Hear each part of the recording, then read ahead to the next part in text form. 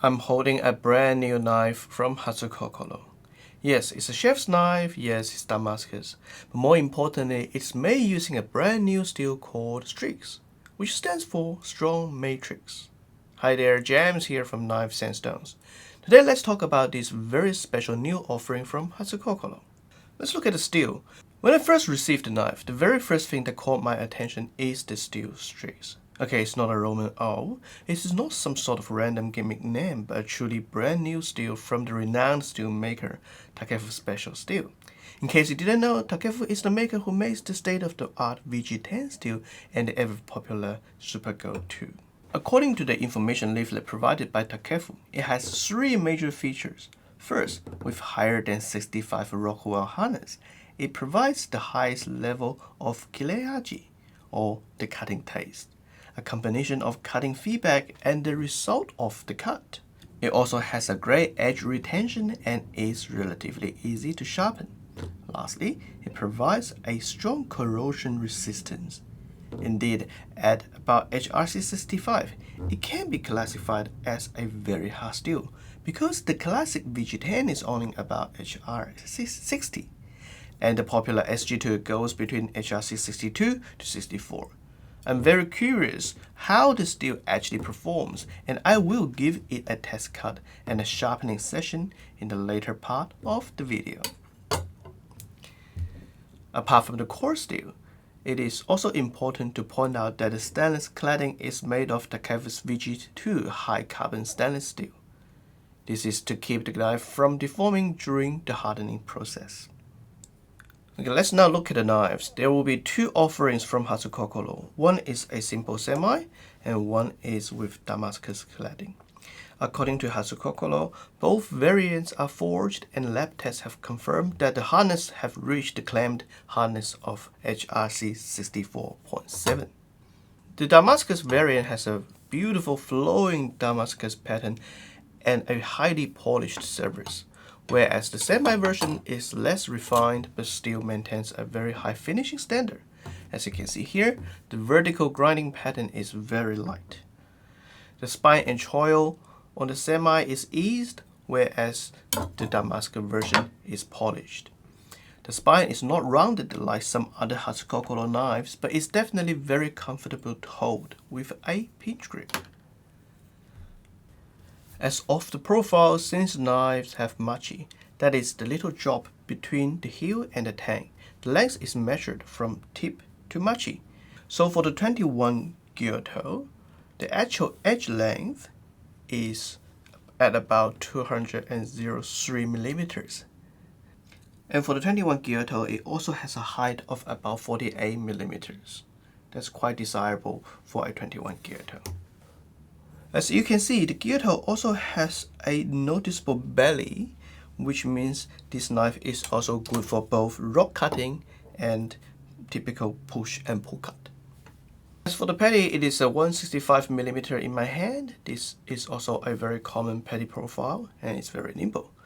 It is great for in-hand peeling, and it's great for cutting small herbs, mushrooms, etc.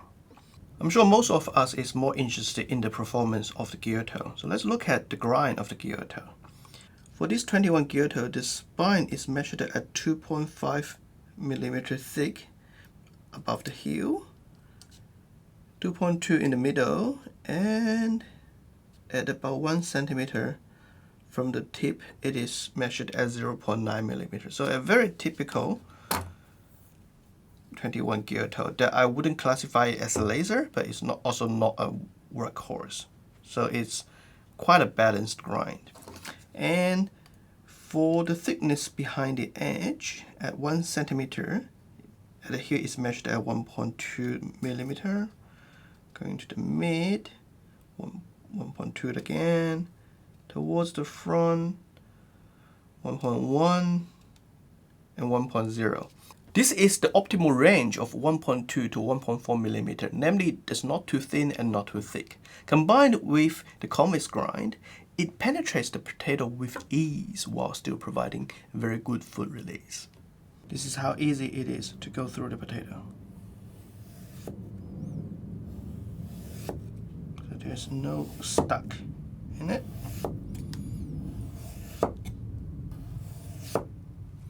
And actually, it doesn't stick that much because, as I said, the 1.2 to 1.4 millimeter thickness behind the edge is a optimum figure. Whereas what I like is probably closer to 1.2 millimeter. That's how hard it is.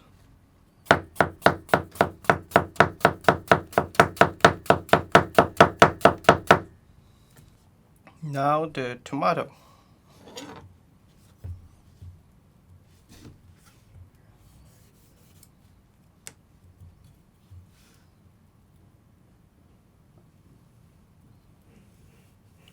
So this is not even sharpened, this is OOTV edge. Even for OOTV edge, it's very good already.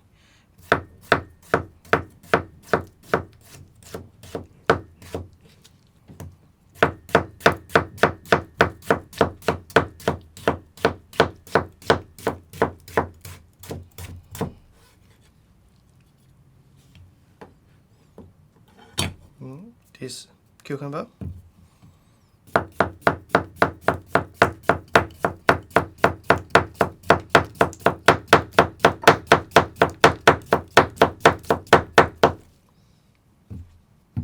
Now the onion.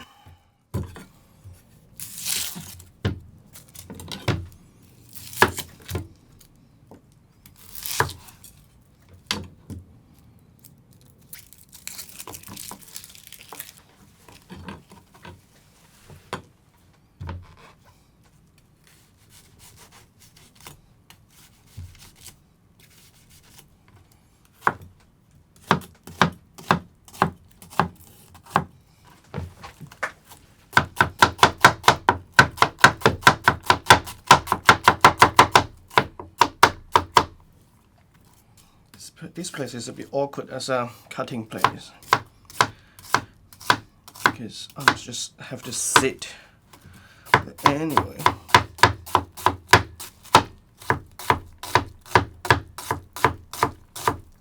so I've destroyed this onion, but as you can probably see, I am not crying at all, which means an excellent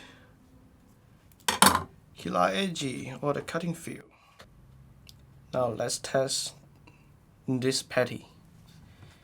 So patty is not only good for in-hand peeling, like this. I'm just using a cucumber as an example. So you can obviously use it to peel, but it's also good to do a lot of smaller jobs. So if you have, you know, sometimes just a small things to cut, a patty is perfectly fine to cut. So yeah, I think, you know, this length, I wouldn't say it is too long for my liking, and the length does give me a bit of extra when I'm doing a lot of general purpose work. So yeah, that's the patty. According to Takefu Special Steel, they're still supposed to be highly corrosion resistant, yet relatively easy to sharpen, and I would definitely give this a go. I'm very curious on how this new STRIX steel, that's HRC65, fares on a state-of-the-art Chosera stone. And let's see.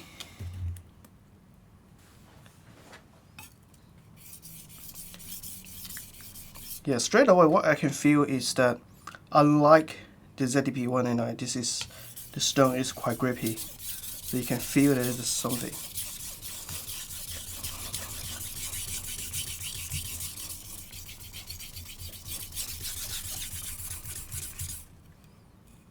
Wow, see, it's already full of them. Everything is already raised the burr. That's what, 10 seconds? And this side. Again, a few strokes. Yep, already. So, as you can see here, there's no speed up, no everything. And I have raised burr on both sides. That's crazy, insanely fast. I would rate it close to, if not the same, as the SG2, the Super Go-To, in terms of how easy it is to sharpen. It feels almost like instantly that I could just raise the burr. You know, that's what, like 5 to 10 strokes, probably less than that. I didn't even count.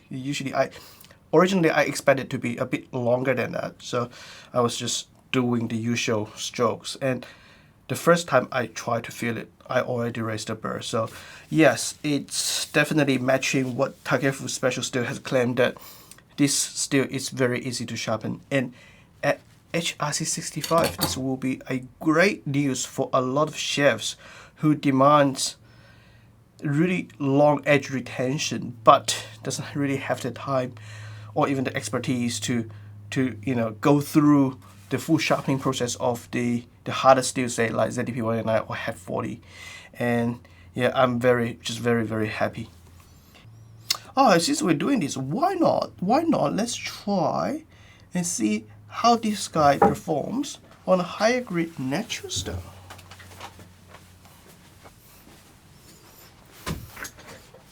Alright, okay. Let's see how this STRIX steel performs on a natural stone.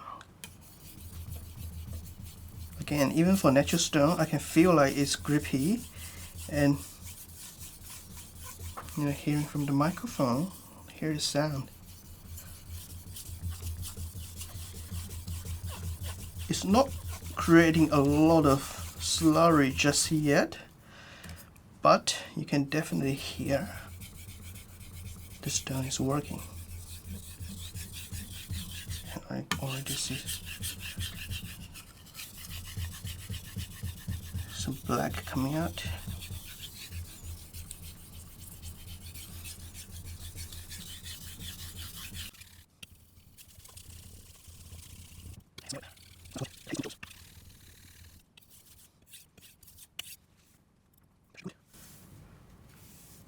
See, oh, definitely hair popping. Nothing to test, probably. Just a piece of paper. Yeah, that's it. So, in no time, I have gone from a 1000 grit Naniwa and finished it on a JNat. To my surprise, despite its HRC 65 harness, the feedback is actually quite good. It is not like the super hard ZDP 189 that the knife basically feels very slippery on the stone, and you can feel that when sharpening the STRIX, the stone still drags a little bit on, hence giving a very nice feedback. What is more surprising is that it only took me a few strokes to raise the burr on one side. The only thing that I can't really test is the edge retention. However, given it is a true HRC 65 steel, I have no doubt the STRIX is amongst some of the most long-lasting steel out there. So to conclude of this video, apart from the brand new high-performance steel, the knife also looks extremely pretty and cuts great. I think Hatsukokoro has nailed it again this time around, being a relatively new brand from Japan, yet is able to come up with so many eye-opening knives in the past year or two. I'm eagerly waiting for the bulk of the stock to arrive soon. This is because I only have a handful of the first sample batch here, and I expect a better availability in early 2024. Knives and Stones is proud to be the exclusive launch partner of the new Hatsukokoro STRIX line. Thanks for watching. I will see you next time around. Oh yeah, before I go, can you guess who is the real maker behind the Hatsukokoro STRIX? See ya.